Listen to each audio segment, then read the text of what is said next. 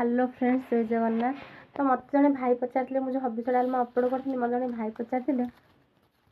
कि हबिष डालमा कौन पे हलदी पड़ेनि। भाई मु तो भलसे जानी कि मो जानते मुझे जानी कहीदे कि हलदी गोटे राजस्विक द्रव्य जाऊँगी गोटे माने मन भितर गोटे चिंता चेतना भगवान प्रति भल पाइबा भितर दबरा टिके माने बाधा सृष्टि करमी ना हलदी आम पकईदे कौन डालमाटा गोटे अलग कलर आसे जोटा कि भगवान पाखे भोग लगे पूर्व आम ग्रहण कर दे मैंने आम आखिक भल लगे आम मन गोटे चिंता पलि आसते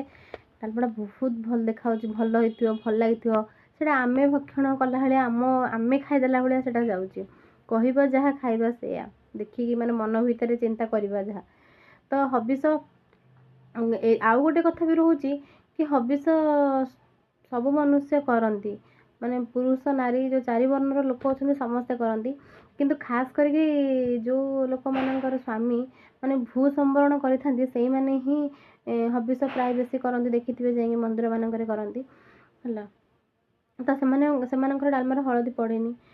आउ गोटे रिजन हूँ कौन ना ना एथर सब देवदेवी की पूजा कराए किंतु खास करके राई दामोदर को ही एथर बेसी पूजा माने प्राधान्य दि जाए राई दामोदर को पूजा कराए से हलदी पड़ेनि हलदी पड़ा द्वारा हलदीटा गोटे राजस्विक द्रव्य जाऊँगी हलदी पड़े गोटे मन भितर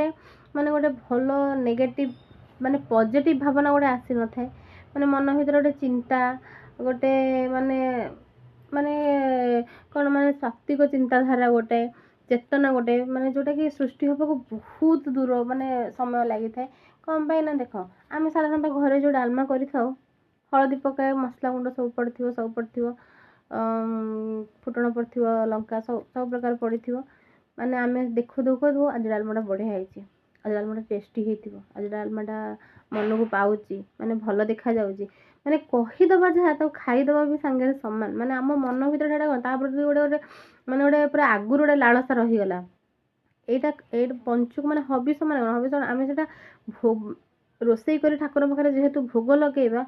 तो पकेला माने कौन आम भितर गोटे माने एसबुर चिंताधारार माने सात्विक चिंताधारा गोटे सृष्टि होगा बहुत डेरी होता है कष्ट होता है जो कि बिना हलदी ही हुए जहाँकि ठाकुर पाखे शीघ्र